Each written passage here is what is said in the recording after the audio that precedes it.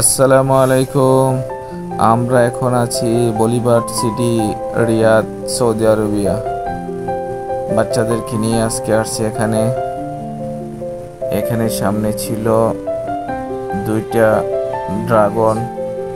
এগুলো খুব জোরে জোরে আওয়াজ করছিল এবং নাবাসাবা খুবই ভয় পাচ্ছিল। তারা এখান থেকে চলে যাওয়ার জন্য কান্নাকাটি শুরু করে দিয়েছে। তারপরে এই ড্রাগনের দুইটার সাথে ছিল একটা বিশাল বড় ড্রাগন। এটা অনেক জোরে জোরে চিৎকার করছিল। তারপরে এটার পাশে ছিল দুইটা ডিম, ড্রাগনের ডিম। এটার ভিতরে দুইটা ড্রাগনের বেবি ছিল। মনে হচ্ছিল যেন এক্ষুনি ফেটে বাইর হয়ে আসবে। তারপরে এখানে ওয়াটার ফোয়ারাগুলো কালারফুল ছিল। ফ্লোর থেকে মনে হচ্ছিল লাল, নীল, বেগুনি, হলুদ এরকম ফোয়ারাগুলো প্রত্যেকটা কালার এরকম কালারফুল ছিল। নাবা সবাই এখানে এনজয় করতেছিল।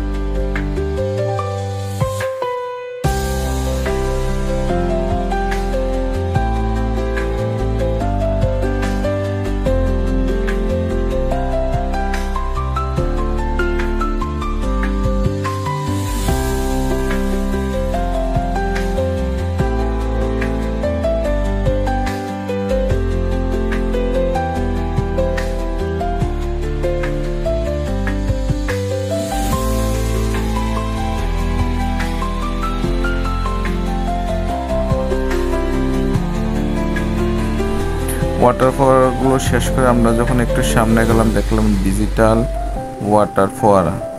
ওয়াও, খুব সুন্দর ছিল। মনটাই ভরে গেছিল। কালারফুল, প্রত্যেকটা পানি ঝরতেছিল আর মনে হচ্ছিল যেন আরবি লেখা পড়তেছে উপর থেকে। আপনারা দেখেন, ভালো লাগবে। বাচ্চারা তো দেখে ওয়াও বলতেছিল। অনেক অনেক এনজয় করছিল। নাবা খুব দাঁড়িয়ে দেখতেছিল।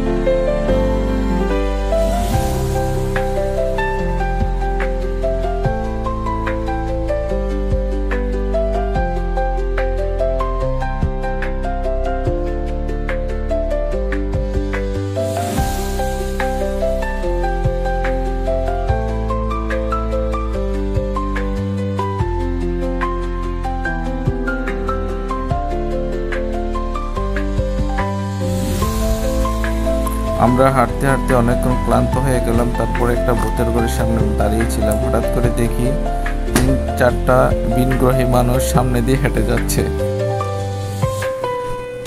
দেখতে মনে হচ্ছিল সত্যি ভিনগ্রহের মানুষ, এরকম লাগতেছিল। সবাই তাকেই দেখতেছিল। আসলে তারা অন্য গ্রহের মানুষ নয়, তারা আমাদের